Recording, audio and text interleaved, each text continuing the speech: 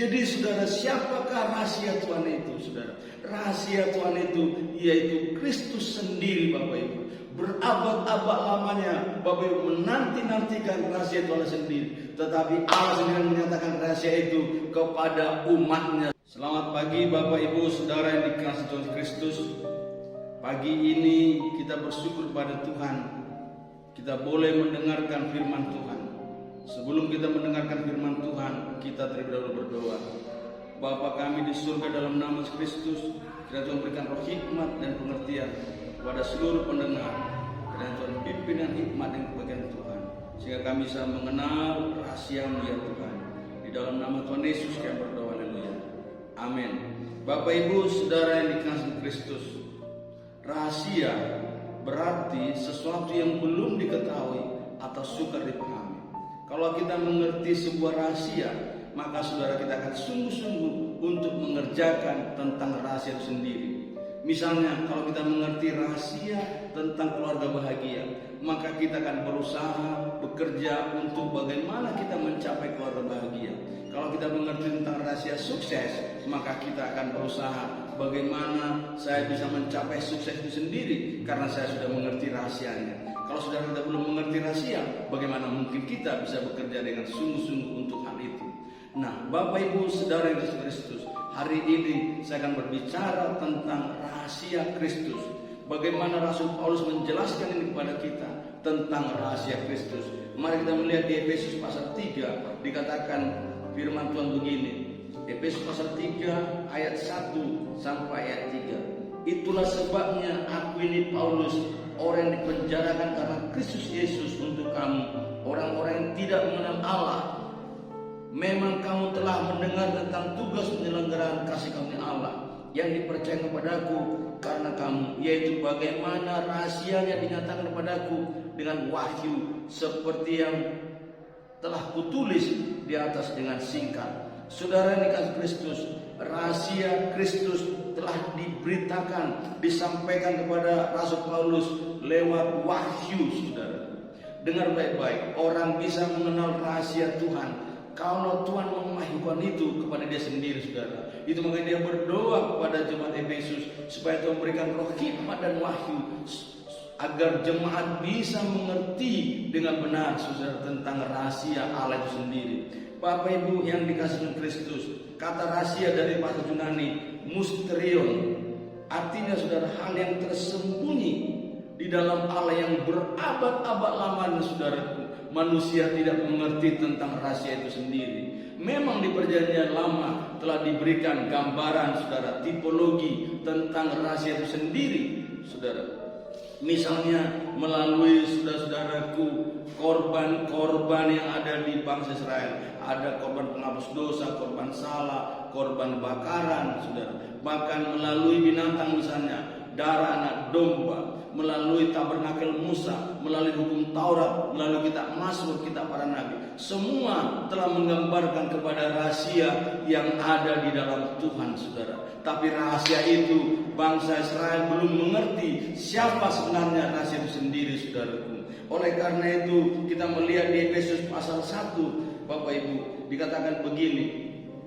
Sebab ia telah menyatakan rahasia kehendaknya kepada kita sesuai dengan rencana keralannya, yaitu rencana keralan dari semula telah ditetapkannya di dalam Kristus. Jadi saudara, siapakah rahasia Tuhan itu, saudara?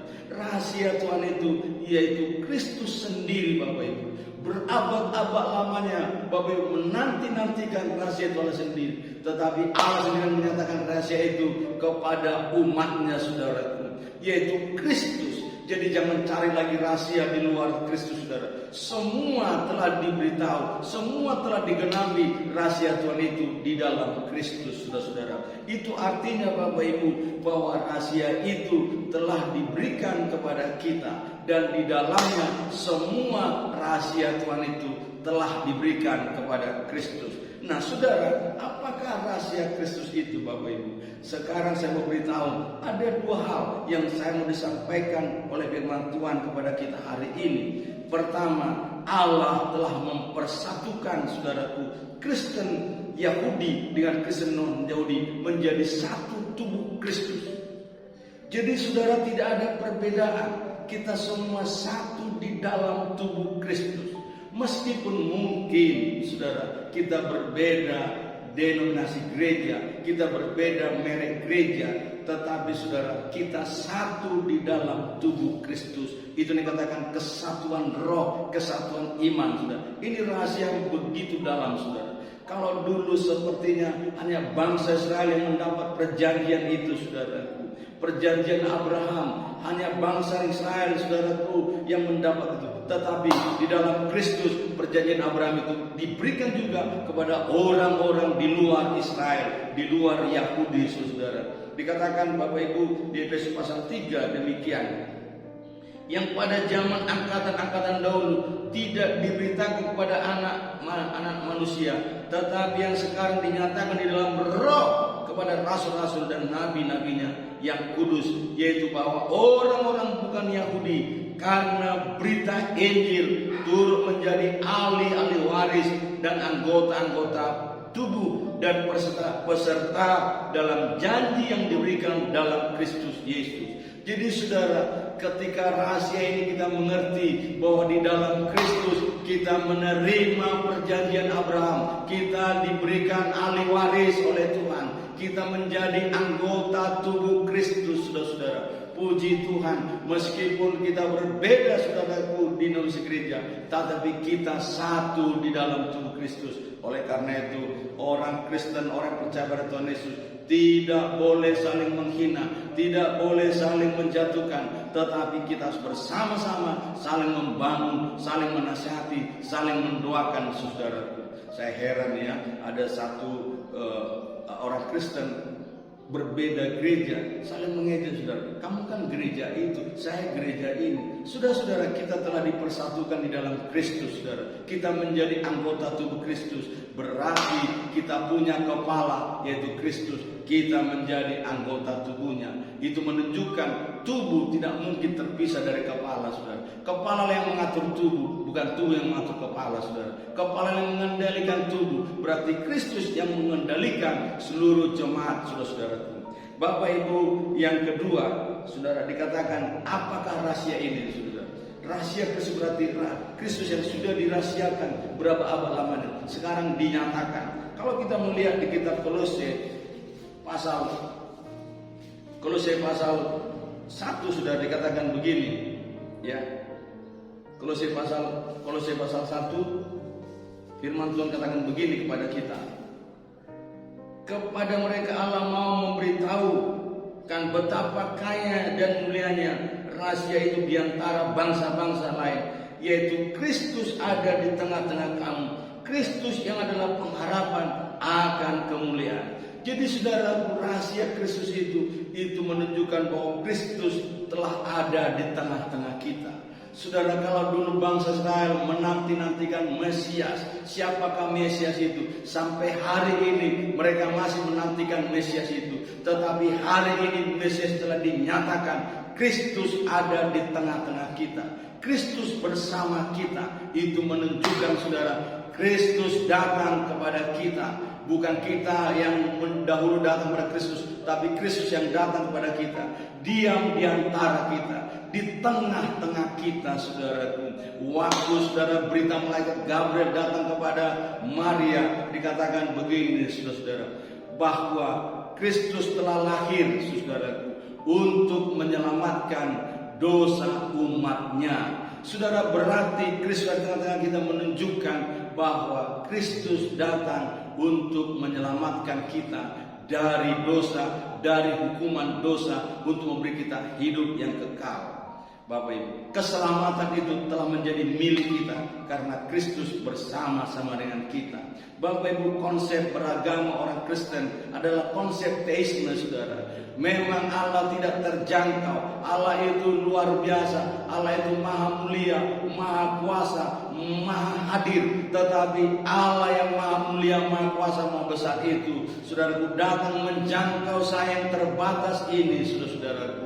Datang hadir di tengah-tengah saya yang terbatas ini. Kita bisa berkata yang sudah hancur ini, yang sudah redam ini, datang bersama saya, datang di tengah-tengah kita, saudara-saudaraku. Bapak Ibu, untuk menyelamatkan kita. Itulah rahasia yang paling dalam, saudara, bahwa Kristus sudah datang di tengah-tengah kita.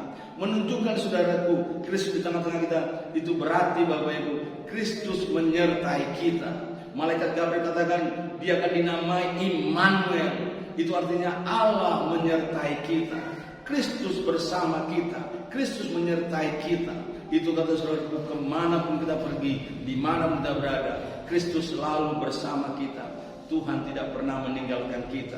Meskipun, saudaraku, bisa saja famili kita, suami kita, saudara kita meninggalkan kita, tetapi Kristus tidak pernah meninggalkan kita.